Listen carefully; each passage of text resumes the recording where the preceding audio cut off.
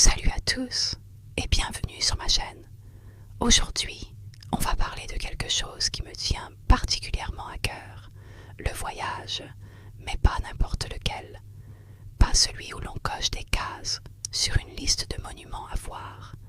Non, je veux vous parler du voyage qui nous transforme, de ces périples qui redéfinissent notre vision du monde et de nous-mêmes.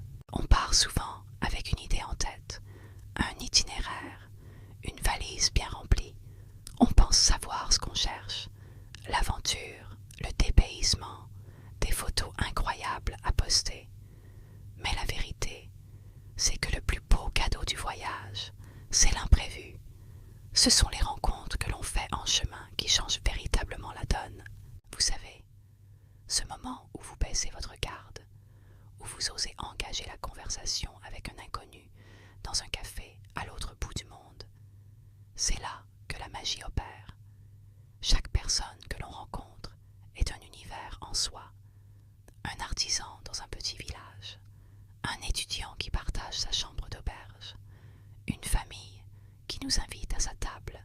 Ces échanges, même brefs, sont des fenêtres ouvertes sur d'autres réalités, d'autres façons de penser, de vivre, de rêver.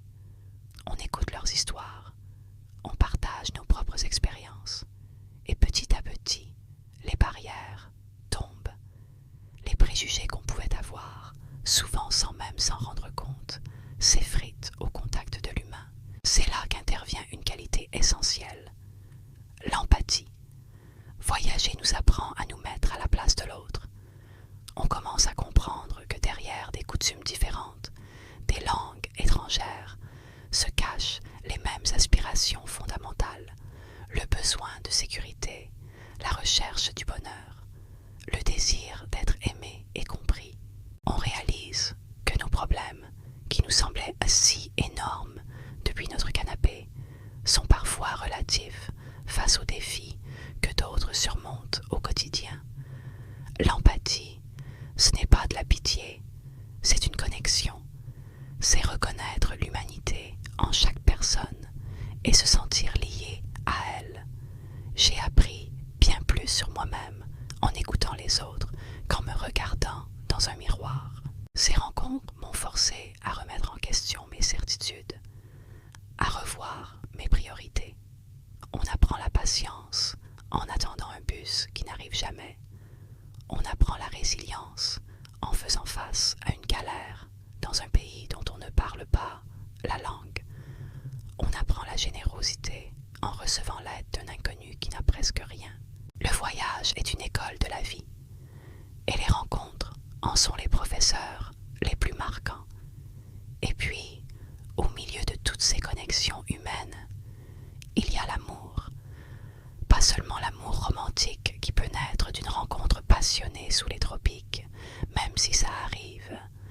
Je parle de l'amour dans son sens le plus large, l'amour pour une culture qui nous fascine, l'amitié sincère qui se noue en quelques jours et qui peut durer toute une vie, l'amour pour l'humanité dans toute sa diversité et sa complexité. On apprend à aimer le monde, non pas malgré ses imperfections, mais pour elle. On apprend à s'aimer soi-même un peu plus, parce qu'on se découvre plus fort, plus ouvert, plus capable qu'on ne l'aurait jamais imaginé. Ce processus n'est pas toujours facile. Il faut oser être vulnérable, accepter de ne pas tout contrôler. Il faut sortir de sa zone de confort. Mais la récompense est immense.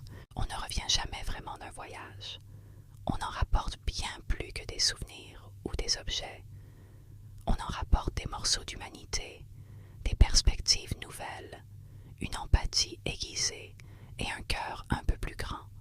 On revient changé, enrichi, plus connecté au monde et aux autres. Alors, si je pouvais vous donner un conseil, ce serait celui-ci. La prochaine fois que vous voyagez, ne vous contentez pas de voir. Regardez, ne vous contentez pas d'entendre. Écoutez, osez la rencontre. Laissez-vous surprendre par les gens, par leurs histoires. C'est là que se trouve la véritable aventure. Celle qui ne s'arrête pas quand on rentre à la maison, mais qui